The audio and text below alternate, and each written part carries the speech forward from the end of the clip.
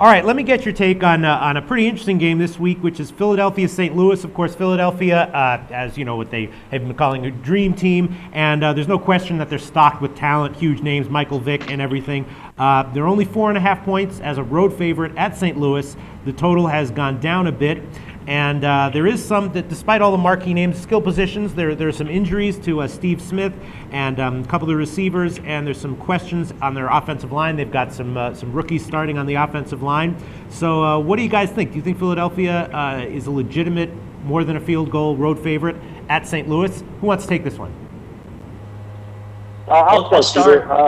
Okay. I kind of like St. Louis in this game. They number one, I'm a situational player. They actually fall into a situation for me that's a week one situation, which is 61-22-3, which plays on them. And I think St. Louis is going to be a pretty improved club this year. Now, they have a murderous schedule the first 7 games, so you may not see that improvement in the record necessarily. But they added some pieces on defense to help shore up that defense a little bit. Nothing spectacular, but they picked up Brady Popinga from the Packers and also picked up Ben Lieber from the Vikings. So it should help their linebacking crew a little bit. And I think Sam Bradford, based on what we saw in preseason, looks like he could be a pretty good quarterback this year. And they've got some weapons on offense, both at the receiver and running back spot. Philly, as you mentioned, they're decimated on their offensive line. They've got a lot of problems on the offensive line. They have a lot of problems at linebacker. So it's questionable in terms of, how well they'll be able to defend some teams from the linebacker spot. And then again, on offense, their offensive line could be a huge problem for them.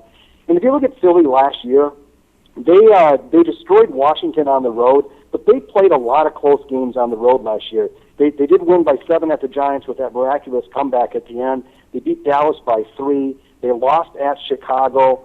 They lost at Tennessee. Now, that was not a Michael Vick game. They won at San Francisco by 3. Again, Vick did not play in that game. And they won by 3 at Detroit. So they played a lot of close games on the road last year. St. Louis actually defeated San Diego at home last year as, I think, an 8-point dog. So they can play at home, and they can play competitive, I think. And this is a lot of points in my mind. I make the line 3 in this game.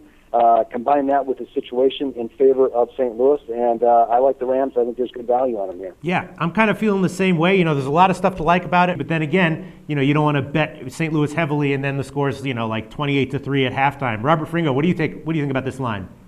I feel like if this game with this line was played in the middle of the season, I'd be all over the Rams. I agree with a lot of what Scott has to say, that the Rams are going to be they're a solid team. They're going to be much better this year, but they do have a brutal schedule, so it's going to be interesting how that plays out. But as much as I like the Rams with the points at home, I just have a feeling that this is going to be one of those games with Philadelphia where, everybody wants to jump on, all the Sharks want to jump on the Rams, all the public want to jump on the Eagles, but the bottom line is at about 2:30 on Sunday, Philadelphia is going to be up about 17-3, and then you're going to be just kicking yourself, not saying, wow, this was one of the easiest plays to make on the board. So I really don't have a strong feeling on the side either way. I just can't bring myself to take an NFC West team, even one that I kind of like, against a team like the Eagles, as overrated as they are. However, I do like the total here. I am kind of feeling the under a little bit. Philadelphia's offense was really disorganized this year in the preseason, and we saw when they played Pittsburgh what happens to them when they face pressure. St. Louis was, I believe they were top 5 in the NFL last year in sacks. I know they had 47 sacks, most of that pressure generated by their strong front 4. And 2 other things to factor in. Steve Spagnuolo was a former defensive coordinator for the Giants. He is used to scheming against an Andy Reid offense, and he has had the entire offseason to work on that scheme. And also, Quentin Michael, the very talented safety from Philadelphia, jumped ship and went to St. Louis. So he's very familiar at having practiced against Michael Vick all year last year. So it's going to be interesting to see how those 2 kind of leaders of the St. Louis defense attack Vick and that kind of suspect offensive line. On the other hand, St. Louis, we saw them last year struggle to score. I think they were 29th in the NFL last year in terms of points per play. They just had to work very, very hard. And they had to sustain drives a little longer than you'd like to see because they don't throw the ball down the field. So I don't see them coming out and really just blowing up against a moderately underrated Philadelphia Eagles defense that the first team unit only gave up 14 points in the preseason. So we're above a couple key numbers here when we're talking totals. So if I did have a play in this game, I kind of like the under.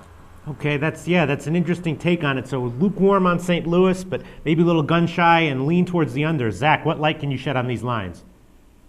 I wish I could shed a lot of light on this line. Unfortunately, that our historicals dating back to last year with both the Rams and the Eagles wash out at 50%. So we're coin flip with each team.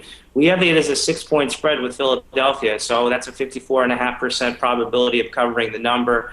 When we differ from Vegas by 1.5 points, we're 56% last year. But again, there's some negative trends around that game too that don't necessarily say that this is something that our clients should pay attention to. This is more of a game that suits the eye test, because if you're going to look at it from a statistics point of view, it's a coin flip, which usually means it's a pass. There's not a definitive case that's either going to say go under, which we actually lean towards the under, but not a definitive case that's going to put our clients into it. But to what he just said, this is the sort of thing where the sharp money wants to take the Rams and find themselves down 17-3 at halftime. For me personally, I like the fact that I get Michael Vick on a fast track with his weapons, and I think that from an offensive skill position point of view versus what the Rams have offensively from a skill position point of view, the Eagles have the opportunity to score a lot of points. And I think if you're going to rely solely on the eye test, which is what you don't come to AccuScore for, you'll take the Eagles here. And if you are going to rely solely on AccuScore opinion, you might put a small play with the Eagles with not a lot of trending data to support it, just a simple game forecast.